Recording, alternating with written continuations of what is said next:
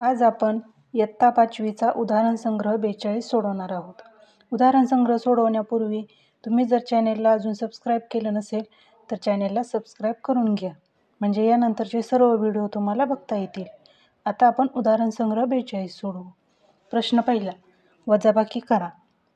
आपल्याला इथे काही दशांश पूर्णांक दिलेले आहेत, त्यांची आपल्याला वजाबाकी करायची आहे.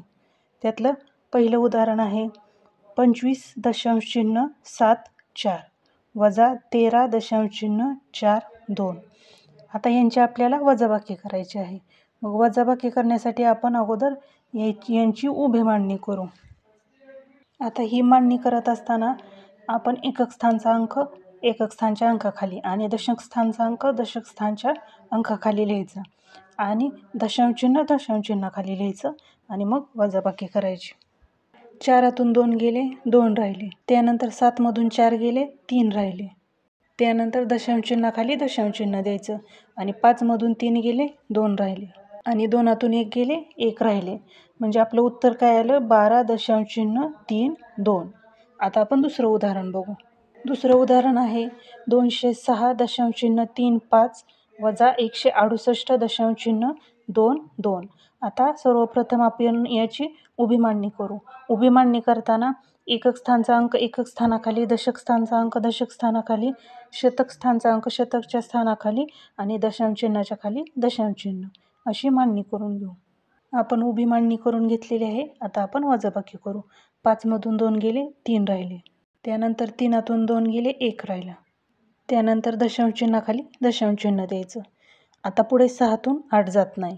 मग अशा वेळेस काय करायचं की 6च्या अगोदर कोणता अंक आहे त्या अंकाकडून 1 हातच्या घ्यायचा. पण 6च्या अगोदर 0 आहे, मग आपण त्याच्या अगोदरचा अंक बघायचा, तो आहे 2.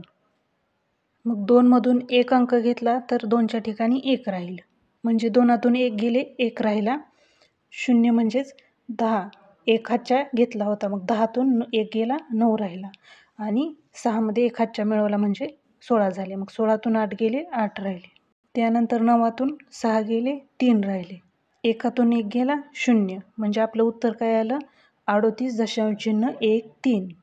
त्यानंतर तिसरं उदाहरण आहे 63.4 वजा 31.8. आता आपण सर्वप्रथम याची उभी मांडणी करून घेऊ. आता आपण याची वजाबाकी करू. 4तून 8 जात नाही म्हणून 1 हातच्या घ्यायचा. 3तून 1 हातच्या घेतला तर 14 होईल आणि 3च्या ठिकाणी 2 होईल. म्हणजे 14तून 8 गेले, 6 राहिले. दशांशचिन्हाखाली दशांशचिन्ह आणि 2तून 1 गेला, 1 राहिला. त्यानंतर 6तून 3 गेले, 3 राहिले. म्हणजे आपलं उत्तर काय आलं? 31.6.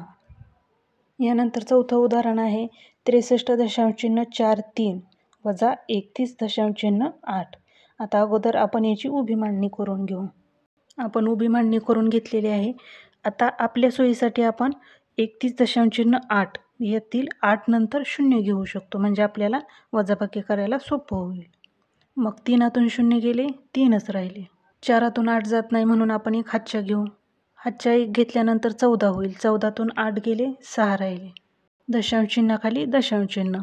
2तून 1 गेले, 1 राहिला आणि 6तून 3 गेले, 3 राहिले. म्हणजे आपलं उत्तर काय आलं? 31.63.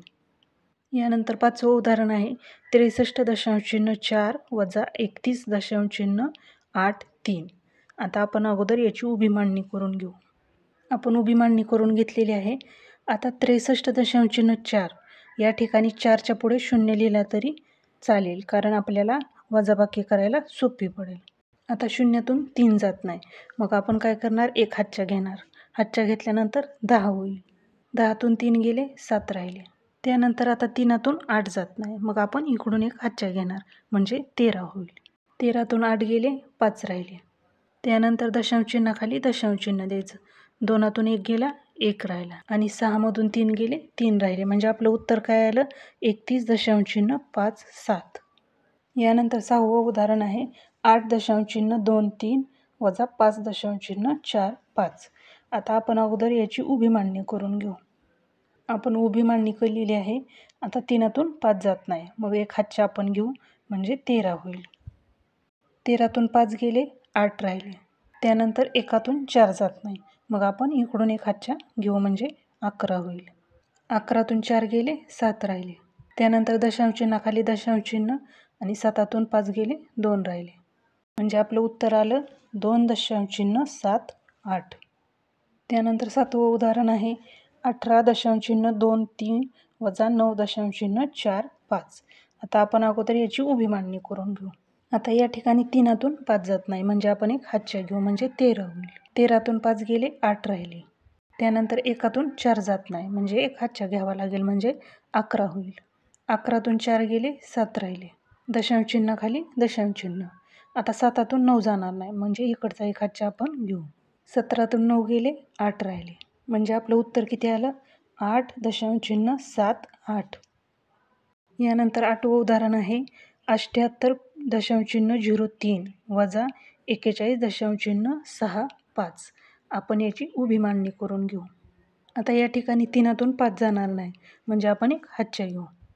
13तून 5 गेले 8 राहिले. 9तून 6 गेले 3 राहिले. दशांश चिन्हाखाली दशांश चिन्ह. त्यानंतर 7तून 1 गेले 6 राहिले. 7तून 4 गेले 3 राहिले. म्हणजे आपलं उत्तर आलेलं आहे 36.38. त्यानंतर आता दुसरा प्रश्न आहे वृंदाची उंची 1.48 मीटर होती. 1 वर्षानंतर तिची उंची 1.53 मीटर झाली. एका वर्षात तिची उंची किती सेमी वाढली? तर आपल्याला एका वर्षात वृंदाची उंची किती वाढली हे शोधायचं आहे. अगोदर आपण उदाहरणात दिलेल्या बाबी लिहून घेऊ. उदाहरणात आपल्याला काय दिले वृंदाची उंची बरोबर 1.48 मीटर आणि एका वर्षानंतरची उंची बरोबर 1.53 मीटर. आता 1 वर्षात तिची उंची किती वाढली हे आपल्याला शोधायचं असेल तर एका वर्षानंतरच्या उंचीतून वृंदाची अगोदरची उंची वजा करावी लागेल.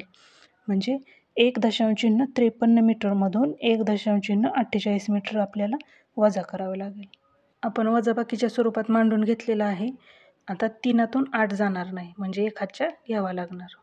13तून 8 गेले 5 राहिले. त्यानंतर 4तून 4 गेले 0 राहिले. त्यानंतर दशांश चिन्हाखाली दशांश चिन्ह द्यायचं. 1तून 1 गेलं 0 राहिले. आपलं उत्तर आलेलं आहे 0.05 मीटर. आता आपल्याला हे उत्तर मीटरमध्ये मिळालं आहे परंतु आपल्याला उत्तर सेमीमध्ये विचारलं आहे. मग आपण मीटरमध्ये मिळालेल्या उत्तराचं सेमीमध्ये रूपांतर करू. एका मीटरमध्ये 100 सेमी असतात म्हणून आपण 0.05ला 100ने गुणू. मग 0.05 गुणिले 100 बरोबर 5 सेमी.